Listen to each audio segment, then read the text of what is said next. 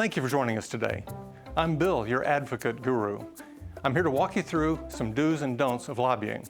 Today, we're going to sit in on a meeting with some novice advocates to see how they fare meeting with their elected official.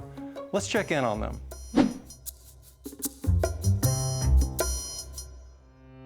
Hey all, I'm so sorry, but Representative Garcia is running a little late, so if it's okay with you guys, we can go ahead and start the meeting and she'll be with us shortly. Are you sure? I mean, we'd really like to talk with Representative Garcia. We have some very important issues to discuss. A little piece of advice. The elected official's staff is your best friend.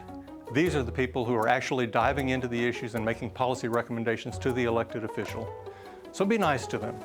Value their time and attention, and don't be upset if you have to start the meeting without the elected official there. Come on.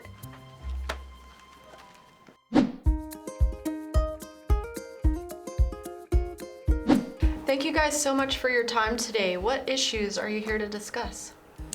I'm actually not sure what we're discussing today. Let me check my notes. Maybe they should have prepared prior to the meeting, huh? We suggest assigning topics and connecting personal anecdotes to what you're discussing. Do this prior to entering your meeting so that you look prepared and everything runs smoothly.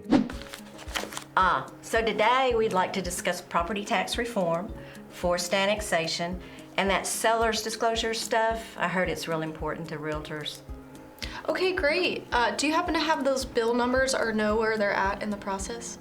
I think so. It's Bill 120, Bill 59, Bill 40, but I don't know what their status is. Preparation is key, people. It's okay if you don't know the answer to a question at times. Sometimes there can be very specific questions that are not included in your info packet before your meeting.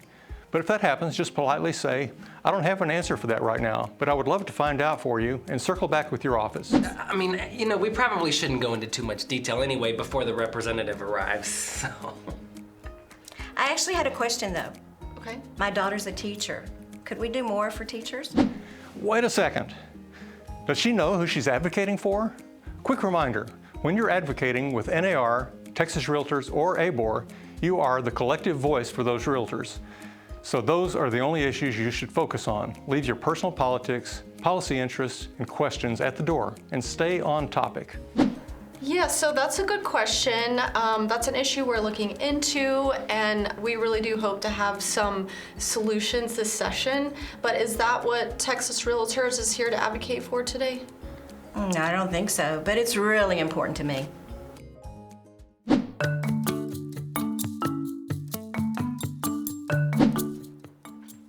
Finally, now we can start the meeting. Representative Garcia. Hey, nice My to name's meet you, Taylor. Taylor. It's great to meet you. I'm a huge fan. Okay.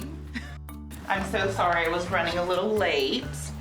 I'm sure Delee was able to take care of you and answer some of your questions.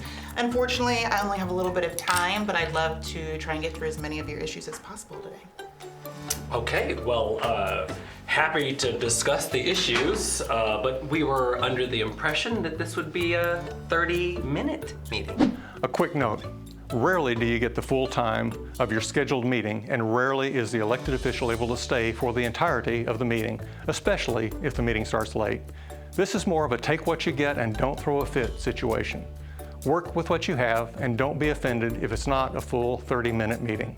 Oh, yes. It's very hectic today at the Capitol, but I'm sure Delee was able to take some notes for my review. She's a great asset here at our office. I would actually like to start off with the teacher issues. We need to try to do more.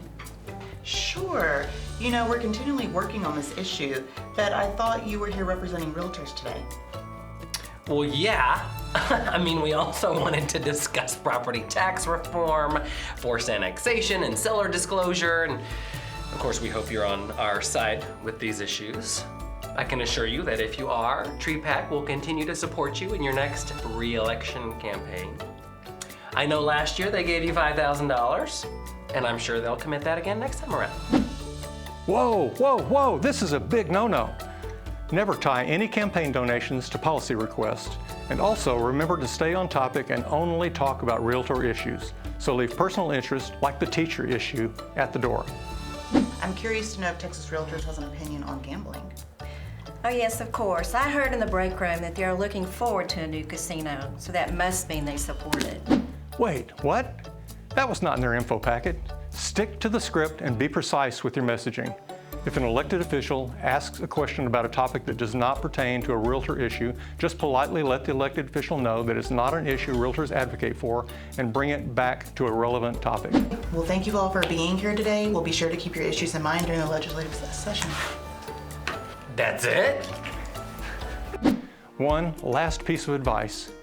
Be sure to leave materials about the issues you're advocating for with the elected official staff, and make sure you get the staffer's email. If there's any questions or follow-up from the meeting, you want to be sure you have their contact information. Thank you for joining us today for this train wreck of a meeting.